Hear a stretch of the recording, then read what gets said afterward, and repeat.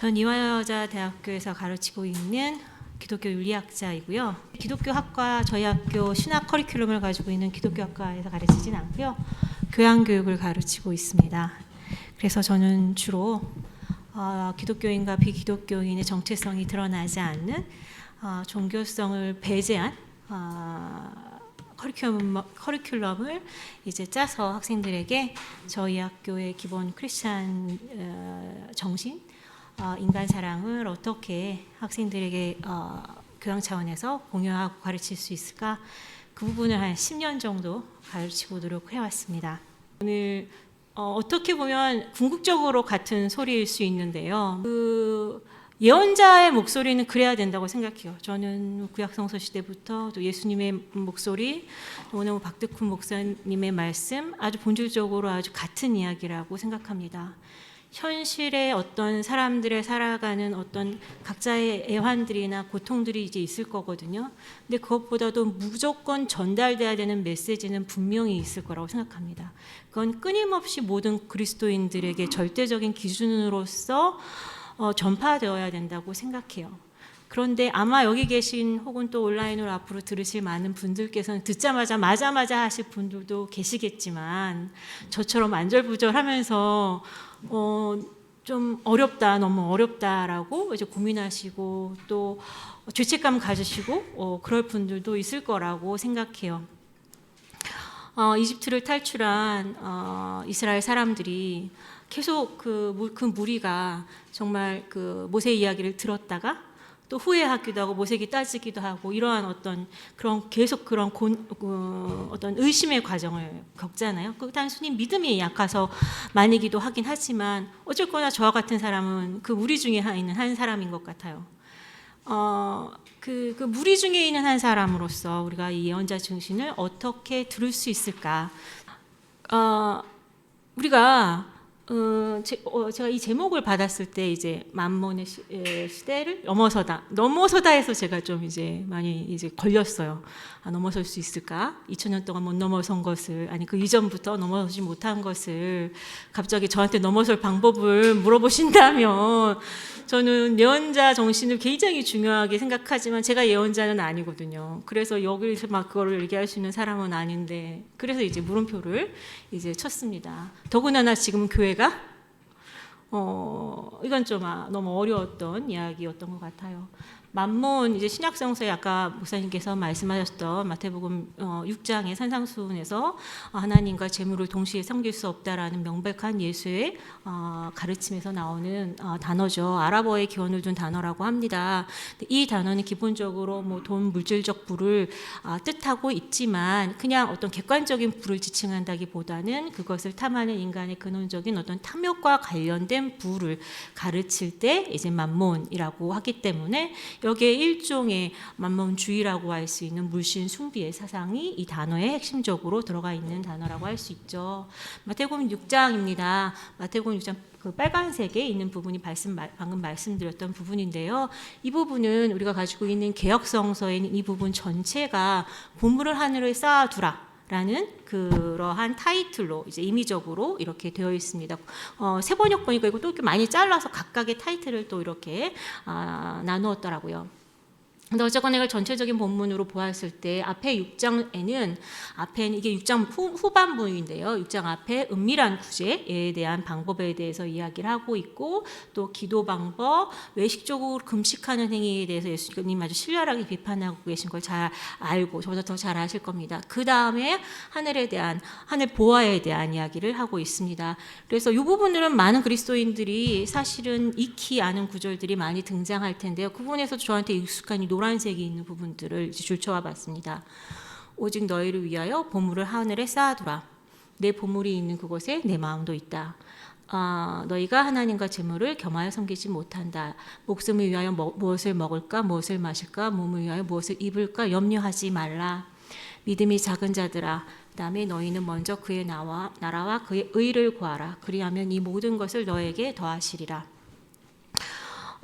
그리스도인들의 상당수, 또한 작은 목회를 하시는 분들의 상당수가 목숨을 위하여 무엇을 먹을까 무엇을 마실까 염려하지 말라라는 그 말씀을 늘 체험하시면서 오늘날까지 버티고 사실 줄 압니다.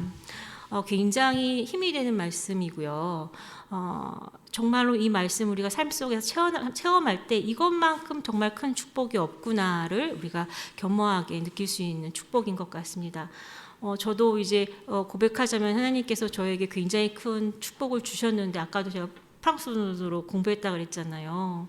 그 갑자기 그 전에까지만 해도 프랑스하고 유럽에서밖에 안 주던 돈인데 갑자기 아시아에서도 준다는 거예요. 그래서 제가 지원을 했더니 제가 된 거거든요. 그러니까 이런 기적 같은 일들을 이제 경험을 하는데 제가 하나님께서 늘 제가 원하는 게 100인데 늘 70, 80만 주시더라고요. 100을 주시면 참 좋겠는데 늘 70, 80을 주시면서 저에게 겸허한 어떠한 그러한 겸허의 미덕도 이제 가르쳐 주셨던 것 같아요. 저보다 훨씬 더 많은 이 구절과 관련해서 체험을 하신 분들이 많을 거라고 생각해요.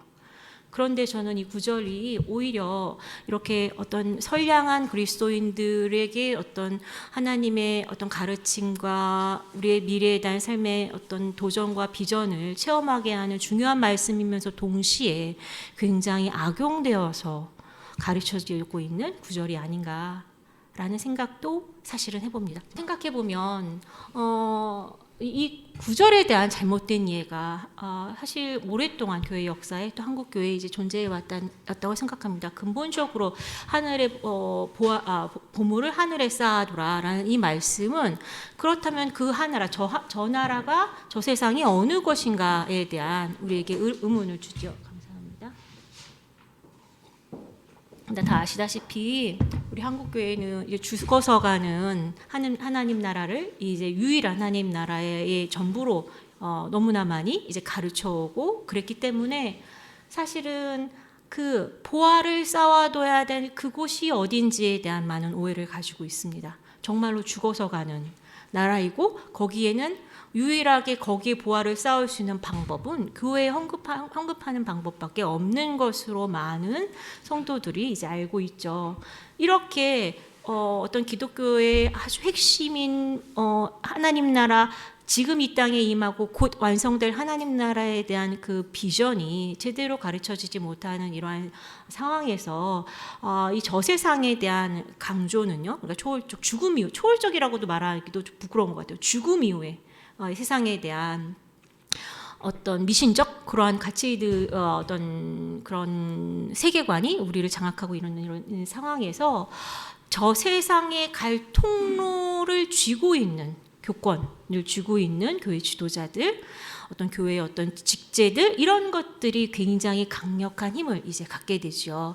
그래서 저세상에 대한 어떤 그러니까 하나님 나라에 대한 왜곡된 이해가 교권주의를 만들어내고 이 교권주의는 사실은 권위를 선하게 쓰는 사람들도 우리가 그런 선한 어떤 리더십을 원하고 사실 우리나라 많은 사람들이 그런 선한 리더십이 있을 거라고 착각하지만 대통령 매번 뽑아도 아까 지금 대통령 말씀하셨지만 뭐 먼저 대통령도 마찬가지지 않습니까? 앞으로 뽑힌 대통령 저는 마찬가지라고 생각해요. 정치적인 권력을 가지고 있는 사람들은 다 마찬가지입니다.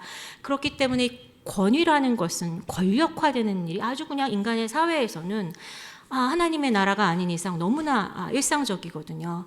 그래서 이 권위주의는 사실은 물질주의와 같이 갈 수밖에 없죠. 권위를 가지고 사람을 행복하게 살게 하고 어려운 사람들과 더불어 사는 사회를 만드는 것이 아니라 우선 내 배 채우고 나를 밀어준 사람들의 배를 채우는 그런 카르텔의 정치들을 이제 하게 되죠. 그 카르텔의 정치는 돈이 굉장히 많이 듭니다. 그 카르텔 정치 당연히 물질주의가 들어갈 수밖에 없고요. 이 물질주의는 결국 부당한 방식으로 돈을 독점할 수밖에 없거든요. 아까 목사님께서 말씀하셨듯이 자본주의의 가장 무서운 점이 뭐냐면 사실은 마르크스가 이야기했듯이 돈을 부당하게 노동자들의 그 생산 노동으로 생산된 어떤 잉여 가치들을 자본을 투자한 자들에게 노동자들에게 정당하게 가야 될 어떤 분배의 가치를 몰아서 독점하는 방식. 그 독점 좋게 말하면 독점이에요. 그나마 중립적으로 말하면 사실 착취죠. 이런 방식으로 돈을 이제 모으게 되죠. 그런데 자본주의는 그것을 다 합법화해낸 심지어 도덕화하는 시스템이라고 볼 수가 있거든요. 그것은 명백합니다. 이제 이렇기 때문에 부패라는 개념을 떠오르실 수는 없어요. 왜냐하면 합법적이니까. 그래서 자유주의 그 자체가 가지고 있는 독점성이 있거든요. 그런데 그 자체로도 사실은 굉장히 무서운데 또 우리나라의 많은 시장주의자들은 사실 경영을 하시는 분들의 상당수는 또 정치와 거기에 또 붙어서 또 권력을 유지하기 위해 돈이 많이 필요한 사람들은 또 그 이미 있는 합법성도 다 불법으로 이제 운영하게 되죠. 법 자체도 문제고 시스템 자체도 문제인데 그 이미 있는 그 낮은 수준의 시스템마저도 위법하거나 제대로 지키지 않거나 잘 시스템에 대해서 이론적으로 지적으로 모르는 사람들을 속이거나 하는 일들이 이제 발생하게 되죠. 문제는 이러한 일들이 우리 아버지 세대 그리고 저희 청년기에는 사실은 특정 자본을 소유한 사람들에게만 이런 욕망들이 있었던 것 같습니다.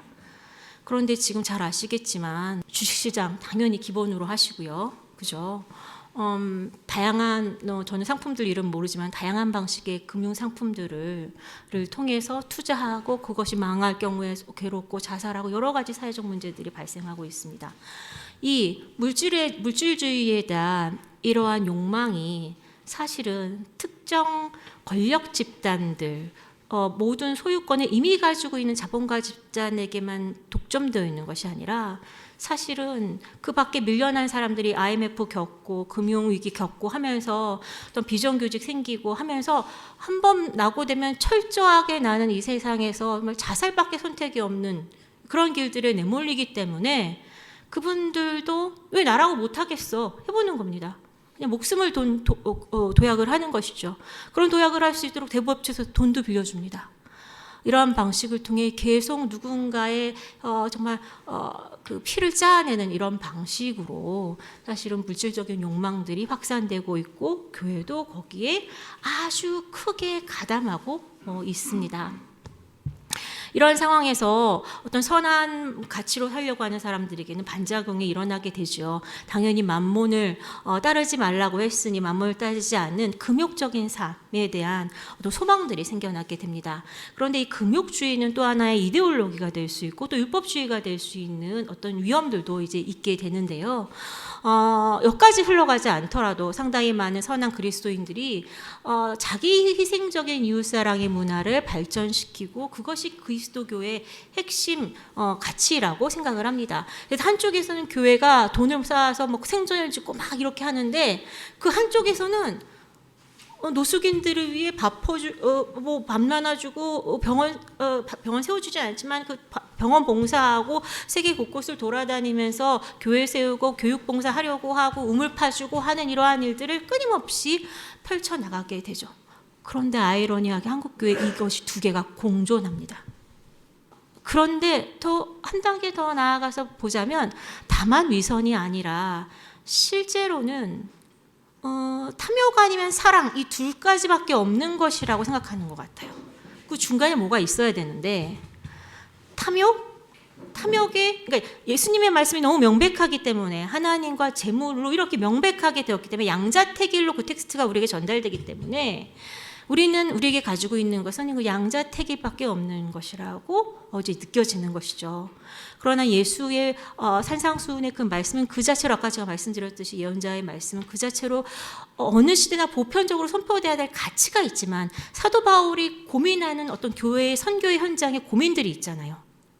지금 우리 사실 그런 교회의 현장들을 살고 있는 사람들이거든요. 어떻게 우리의 인간의 생존에 대해서 이야기할 수 있을까에 대한 그 굉장히 어려운 지점. 여기서 염려하지 말라. 이 굉장히 사실은 저와 같은 막 이스라엘을 탈출한 모세를 쫓아서 희망을 따라 나왔지만 아직 가나안 땅을 보지 못한 저와 같은 나약한 그리스도인들에게는 이 말은 굉장히 어려운 말이 아닌가라는 생각이 듭니다. 저는 이 양자택일 안에 무언가 중간 다리가 있다고 생각합니다. 이 중간에 대한 무지는요, 양자택일에 대한 우리의 어떤 그 위치들은 결국 그리스도인들이 살아가기 위해서는 생존하기 위해서는 필요한 물질적 기반이 사실은 있다. 그것이 단순히 하루의 먹기치가 아니라는 거예요. 왜냐하면요, 성서시대보다 지금 인간이 훨씬 더 길게 살아요. 노동을 65세로 끝내고 그 이후로 30년, 40년을 살아야 돼요. 80세, 90세 돼서 노동할 수 없잖아요. 그러니까 죄송하지만 오늘에 먹을 건 이틀치는 고민해야 돼요.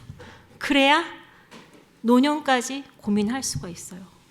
그런데 개신교는 한 가지 굉장히 큰 장점이면서 어려운 점이 있어요. 목회자들이 결혼을 해요. 결혼을 하면 자녀를 보거든요. 저도 저 증거잖아요.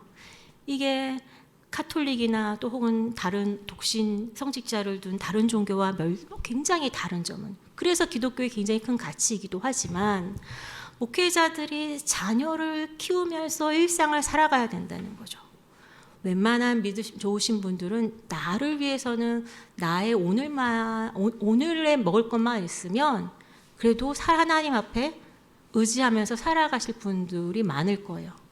그런데 자녀가 탄생되면 다른 문제가 생깁니다. 그러한 가족들이 생존하기 위해서, 자녀를 키우기 위해서 우리는 무엇을 같이 고민해야 될 것인가의 문제는 쉬운 문제는 아닙니다. 안타깝게도 한국 교회의 목회자들의 상당수가 빈곤층이잖아요. 목회자들이 최소 대학원은 나와야 돼요.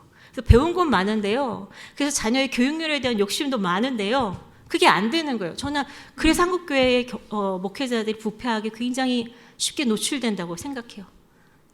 내가 다른 욕심은 없는데 어쩌면 자녀는 사랑이잖아요. 사랑을 하려면 이 시스템 안에서 돈이 어느 정도는 필요해요. 전전하게 신뢰하고 살아갈 수만은 없는 부분이 이제 있어요. 그 부분에 대한 어떤 인식들이 조금은 현실적으로 돼야 될 필요가 이제 있다라는 면을 저는 좀 생각해 보고 싶어서요. 탐욕이 아니라 삶의 경제를 위한 필요와 또한 풍요에 대한 문제. 레비나스라는 철학자는 성서에 그 유대교 경전인 구약성서의 기본을 두어서 그것을 향유라고 주의상수라고 표현하는데, 인간으로 태어나면 거기서 누려야 될 인간에 대한 삶의 향유에 대한 권리가 사실은 존재합니다. 그래서 만몬의 시대를 교회가 넘어선다? 넘어서는지는 사실 모르겠습니다. 저는 하나님 나라가 이 땅에 올 때까지는 인간의 힘으로 만몬의 시대가 종결될 것 같지는 않습니다. 자본주의가 격파된다면 아마 그거는 자본주의 자체의 문제점으로 자멸할 거예요. 그것은 가능성이 있을 것 같습니다. 그런데 모르겠어요. 저는 이데올로기 이후의 세계에서 태어난 사람이기 때문에 또 다른 무언가가 자본주의를 대체한다? 그 희망이 있을까? 지금 사회적 경제 이야기도 많이 하고 있지만 사회적 경제가 자본주의를 대체할 만큼의 힘이 있을까라는 생각은 좀 해봅니다. 그 사회적 경제를 우습게 보는 사람이 아니에요. 제가 사회적 경제를 학교에서 엄청나게 많이 가르칩니다. 기본소득에 대한 논문도 썼고요. 그렇지만 그것은 우리가 해야 하기 때문에 하는 것이지 완전히 대체할 것이 인간의 힘으로 가능할까? 라는 생각은 우리가 좀 해볼 수가 있어. 날카롭게 자본주의를 비판한데 그것에 대한 나아갈 길에 대한 대안은 인간의 힘으로는 아직까지는 나오지 않은 것 같아요. 그래서 저는 우선 여기 이 안에서는 재발을 올바르게 나누어받는 방식에 대해서 조금 더 현실적으로 고민하는 것이 저로서는 더 이제 의미가 있었습니다. 근데 올바름이란 무엇인지, 올바름이라는 말에 대해서 좀 생각해 볼 필요가 있는데, 올바름이란 일반적으로 말했을 때 이제 정의, 저스티스라고 말할 수 있습니다. 그러나 저는 인간의 정의와 하나님의 정의는 좀 다르다고 보는데요. 이 책에서 저는 이제 인간의 정의를 어떻게 이제 펼쳐나갔냐면, 인간은 눈으로 본 올바름이라고 하자면, 그것은 최소한 정당한 내 몫을 찾는 것이 우선 되게 중요한 올바름이다. 내 몫. 그런데 문제는 이 내 몫, 그것을 정당하게 각자의 몫을 찾는 것이 정의인데, 어떻게 하는 것이 정당하게 각자의 몫을 찾아가는 거냐라는 것은 하나의 정답은 없습니다.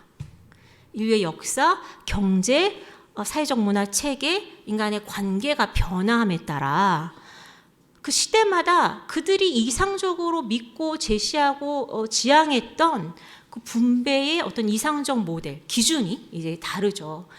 아리스토텔레스는 이상적인 어떤 제시를 했다기보다는 분배의 정의 이야기할 때 가장 먼저 언급되는 철학자인데요. 비례에 따른 분배를 이야기했습니다. 그 사회마다 각자의 적절한 몫을, 사람들의 몫을 배정하는 원칙들이 있을 것이고 그 원칙을 잘 지켜서 배정하는 것이 결국 그것이 좋은 분배다라고 말했고, 아담 스미스, 우리가 고전 자본주의의 이론적 아버지라고 하잖아요. 사실 우리가 자본주의의 병폐가 너무 심하기 때문에 자본주의 전체에 대한 문제를 제기하지만 자본주의와 그것의 근본이 되는 공리주의 윤리관은 시대적 관점에서는 사실은 혁명적인 의의가 없지는 않다라고 봅니다. 왜냐하면 세상에 대한 재화의 분배가 신분으로 되는 사회에서 드디어 능력으로 되는 사회로 넘어간 거거든요. 자본주의 자체가 가지고 있는 사실 큰 장점들이 이제 있습니다. 문제는 이 장점보다 피해가 굉장히 크고 그 장점을 핑계로 엄청나게 많은 어떤 착취와 억압들이 그냥 다 뭉뚱그려 다 선한 것으로 위장되고 있다는 그런 지점들을 우리가 잘 생각해 보는 것이 좋지 않을까요? 그런 문제를 통해서 이제 막스주의가 기본적으로 우리에게 가르쳐주는 핵심적인 내용이 뭐냐면 시장정치 체제 안에서 착취받는 노동자에 대한 몫을 고발하였다는 점. 그렇지만 이제 미국의 이제 존 롤스 같은 경우는 어쨌거나 자유주의자이기 때문에 시장경제 체제의 차등 분배의 장점을 이제 인정합니다. 이게 효율성을 위해서 어쨌거나 각자의 몫을 다르게 받을 수 있는 사회가 최선을 다해 노력을 하거든요. 한다고 보거든요. 그래서 차등 어떤 분배 체제에서는 인정을 합니다. 단 그렇게 되면 어떤 안전벨트가 없고 밑에 이렇게 받쳐주는 게 없으면 정말 너무 잔인한 사회가 되잖아요. 이제 그렇기 때문에 최소수자에 대한 최소한의 배려를 만드는 공적 자금으로 만든 이런 시스템을 갖춰야 된다. 미국식 또 복지제도들에 대한 이론적 토대를 이제 만들게 됩니다. 그런데 그냥 복지주의를 하자, 복지를 만들자라고 말한 것이 아니라 존 롤스의 제가 볼 때 핵심은 뭐냐면 그러한 정의를 우리가 합리적으로 모두가 동의해서 만들 수 있을 거라고 생각한 거예요. 근데 문제는 뭐냐면 사회적 배려자들, 그러니까 사회적 약자들에 대한 배려가 하나둘 늘게 되면서 거기 차상위 계층에 있는 사람들, 혹은 그들의 이익이 어떤 경쟁 관계에 있는 사람들이 이걸 역차별로 인지하기 시작했다는 거예요. 제가 여기서 말하고 싶은 것은요, 인간 사회에 대해서 인간 사회에도 올바름이 있고 세속 사회에도 올바름이 있고 그것을 정의라고 부르는 분들이 분명히 있습니다. 내가 억압하는 사람들 혹은 우리 사회가 억압하는 또 다른 사람들에 대한 그들이 당하는 어려운 상황에 대한 의식이 같이 발달하게 됩니다. 일부의 사람들은 이런 것들이 권리의 보편적 차원으로 이제 확장되는 것이죠. 그러면서 사회 시스템들이 보완들이 이제 일어나게 됩니다. 그러나 역차별 이야기했듯이 늘 진화하면서 후퇴하고 진보하면 후퇴하면 인간의 역사는 계속 그런 식으로 하면서 변화하는 것 같아요. 저는 기독교인들이 세계의 역사, 인간의 역사를 바라보는 눈을 어떤 의미에서 긍정으로 바라봐야 될 눈이 있다라고 봐요. 동시에 날카롭게 비판적으로 바라봐야 될 부분이 있다고 봐요. 언제? 아까도 말씀드렸지만 역차별의 논쟁이 나올 때 내 몫의 사람들이 내 몫, 나랑 비슷한 집단의 목, 우리 공동 집단의 목에만 혈안이 되어 있을 때 교회는 경계를 넘는 집단이잖아요. 그때 교회는 이야기를 해야 되는 것이죠. 인간 사회에서 나온 권리의 보편성보다는 훨씬 더 깊은 차원입니다. 왜 그런가요? 우리가 가지고 있는 인간으로서의 생존과 삶에 대한 권리는요, 철학적으로 말해서 선험적으로 왠지 모르지만 이성적인 존재니까 우리가 그런 존엄성을 가졌다고 말할 수도 있어요. 혹은 사회계약적으로 그렇게 우리가 계약을 맺어서 정치 공부를 하는 게 그런 의미야 라고도 말할 수 있어요. 그렇지만 우리는 그 이전에 그 오래된 그보다 더 근원적인 역사를 알고 있는 고백하는 사람들이잖아요. 이건 무엇이냐? 창조주가 우리를 만드셨고 그 만드신 것의 핵심은 사랑이다. 그 창조주가 우리를 만드시고 축복하시고 아름답다고 말하시고 우리로 하여금 삶의 어떤 권리를 주셨을 때 어떤 그 보편적인 사랑 때문에 우리는 많은 경계들을 넘어서야 되는 이제 사람들이다. 그럼 어떻게 살아가야 할까요? 저는 인간의 나라에 대한 우리가 너무 어떤 그 평가를 해오지 않고 우리는 그냥 이웃 사랑만 하면 돼 이렇게 생각하는데 인간 사회에 대한 신뢰가 좀 필요해요. 동시에 아까 말씀하셨던 예언자적 관점에서 그 나이브한 신뢰에 대해서 철저하게 비판적으로 해줘야 될 부분들이 있어요. 아까도 말했듯이 경계를 넘지 못할 때 기껏해야 우리 목, 내 목 챙기려고 아둥바둥할 때 그 경계를 넘어서야 하는 것이죠. 지금 교회는 목세 싸움에서 가장 작은 목세 싸움을 하고 있습니다. 성서에 나오는 고아, 가난한 사람, 장애인 그 사람들도 제대로 못 돕고 있고요. 그들 중에도 아무 고아도 아니에요. 도왔을 때 교육적 효과가 있는 고아.